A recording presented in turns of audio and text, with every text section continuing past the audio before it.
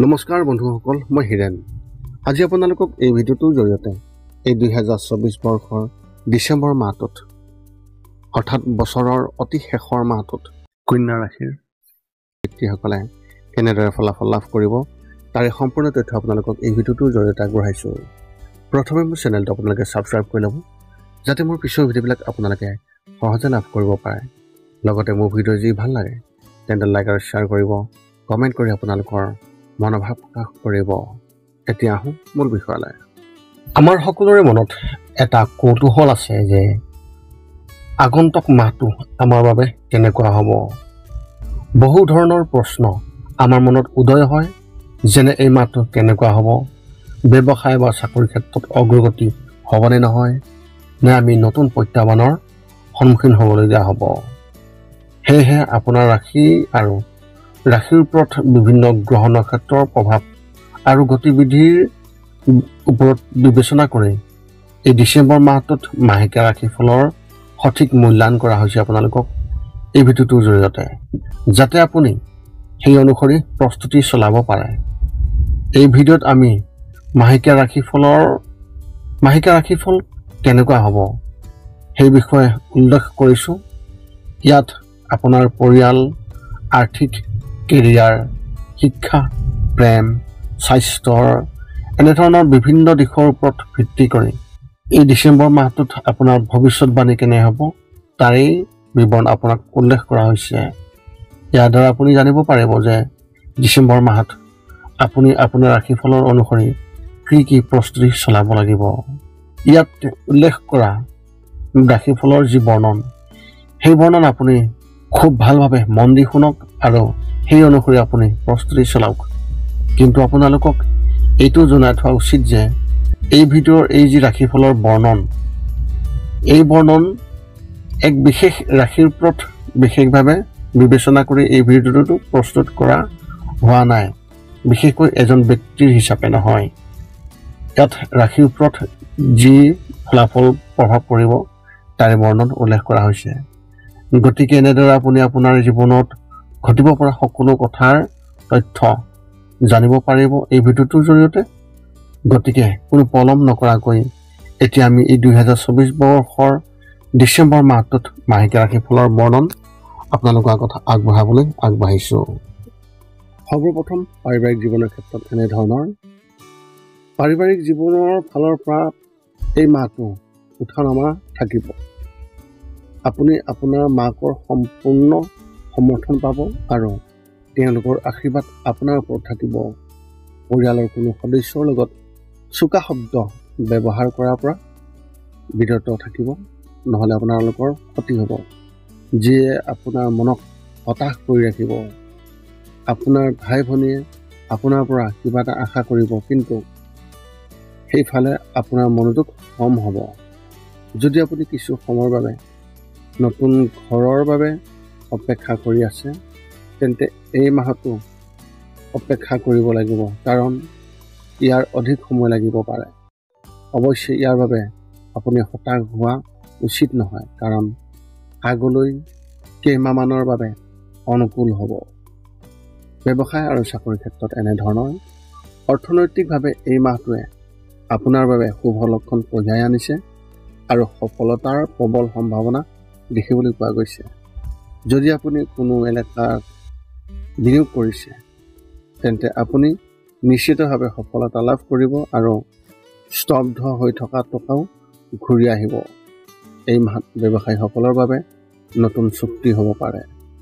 আপোনালোকৰ ক্ষেত্ৰখনত আপোনাৰ শত্ৰুৰ ওপৰত জয়লাভ কৰিব আৰু কাৰ্যালয়ত উচ্চতা বৃদ্ধি পাব। এই সময়ছোৱাত সকলোৰে আপোনাৰ লগত সুখী হ'ব আৰু লগতে পদোন্নতি পাব পাৰে। সকলোৰে লগত আপোনাৰ আচৰণ কোমল কৰি ৰাখিবলৈ চেষ্টা কৰক। শিক্ষা আৰু কেৰিয়াৰ ক্ষেত্ৰত এনেধৰণৰ। এই মাহত ছাত্ৰ ছাত্ৰীসকলে কম কষ্টৰে সফলতা লাভ দেখিবলৈ পোৱা যাব। বন্ধুৰ লগত হাই কাজিয়া হ'ব পাৰে, যিয়ে আপোনাৰ ছবিখনক নেতিবাচক কৰি তুলিব পাৰে। গতিকে কাৰোবাৰ লগত অপ্ৰয়োজনীয়তাৰে বিতৰ্কৰ পৰা আঁতৰি থাকক আৰু বিৰত থাকক আৰু সকলোৰে সকলোকে সঠিকভাৱে সন্মান কৰক। কলেজত অধ্যয়ন কৰা ছাত্ৰ ছাত্ৰীসকলে তেওঁলোকৰ জীৱনৰ কাৰোবাৰ সঠিক পথ প্ৰদৰ্শন লাভ কৰিব, যিয়ে ভৱিষ্যতক উজ্জ্বল কৰি তোলাত অৰিহণা যোগাব। যদি আপুনি চৰকাৰী পৰীক্ষাৰ বাবে প্ৰস্তুতি চলাই আছে, তেন্তে এই মাহত আপুনি ইয়াত সফলতা লাভ কৰিব, যাৰ ফলত আপোনাৰ মনটো সুখী হ'ব। কোনো শুভ কামৰ বিষয়ে ৰাজহুৱাকৈ তথ্য দিয়াৰ আগতে ভগৱান হনুমানৰ নাম নিশ্চয়কৈ ল'বলৈ চেষ্টা কৰিব। প্ৰেমৰ ক্ষেত্ৰত এনেধৰণৰ, যদি আপুনি ইতিমধ্যে আপোনাৰ পত্নীৰ সৈতে কোনো ধৰণৰ সংঘাতত পৰিছে বা কিবা এটা ওপৰত বিবাদ হৈ আছে, তেন্তে এই মাহত সেইটো সমাধান হ'ব, যাৰ ফলত দুয়োৰে মাজত পাৰস্পৰিক বুজাবুজি বৃদ্ধি পাব। এই মাহত আপোনালোকে দুয়োজনেই সুখী হ'ব আৰু দুয়োজনে ইজনে সিজনৰ বাবে বিশেষ কিবা এটা কৰিবলৈ চেষ্টা কৰিব।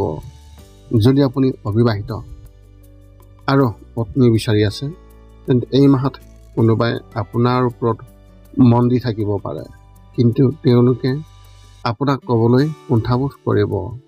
এনে পৰিস্থিতিত আপোনাৰ চাৰিওফালে চকু ৰাখিব আৰু কাৰোবাক কঠোৰ কথা কোৱাৰ পৰা বিৰত থাকিব। বিয়াৰ বাবে অপেক্ষা কৰি থকা ব্যক্তিসকলৰ কথা ক'বলৈ গ'লে তেওঁলোকে আৰু অলপ সময় অপেক্ষা কৰিব লাগিব।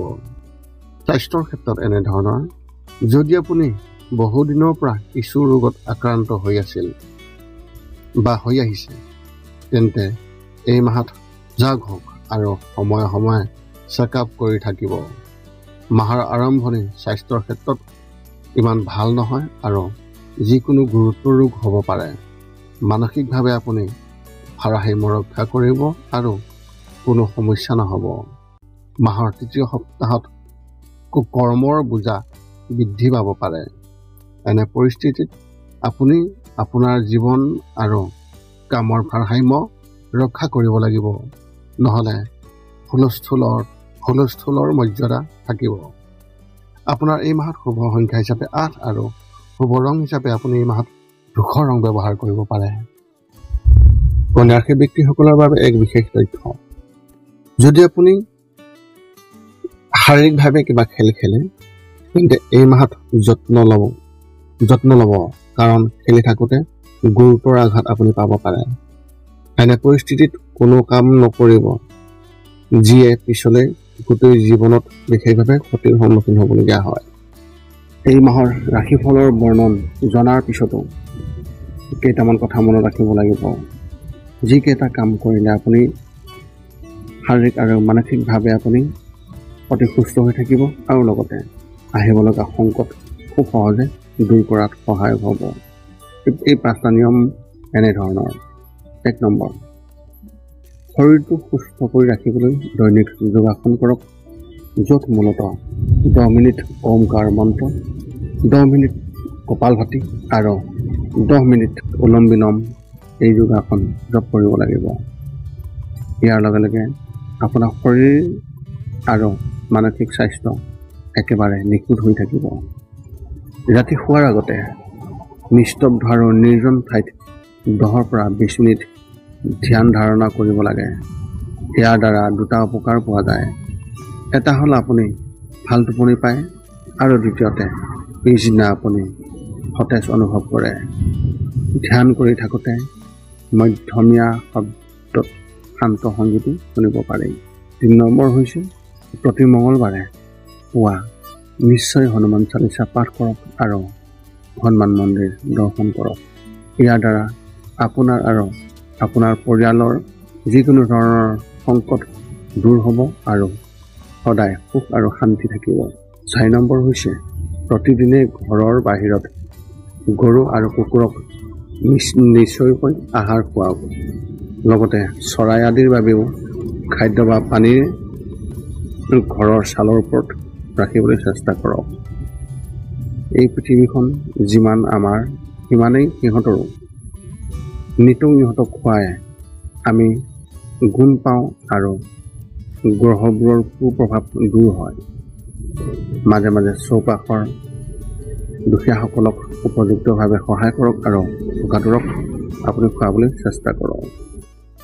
এই আছিল কন্যা ৰাশি ব্যক্তিসকলে এই 2024 বৰ্ষৰ ডিচেম্বৰ মাহটোত লাভ কৰিবলগীয়া সম্পূৰ্ণ ৰাশিফলৰ বৰ্ণন। যদি আপোনাৰ মনত এতিয়াও জ্যোতিষ সম্বন্ধীয় কিবা প্ৰশ্ন আছে তেন্তে আপুনি এই ভিডিঅ'ৰ তলত আমাক কমেণ্ট কৰি অৱগত কৰক আৰু আমি আপোনালোকৰ প্ৰশ্নৰ উত্তৰ অতি সোনকালে দিবলৈ সকলো সময়তে সাজু আছোঁ। পুনৰ লগ পাম অন্য এটা ভিডিঅ'ত। আজিলৈ ধন্যবাদ।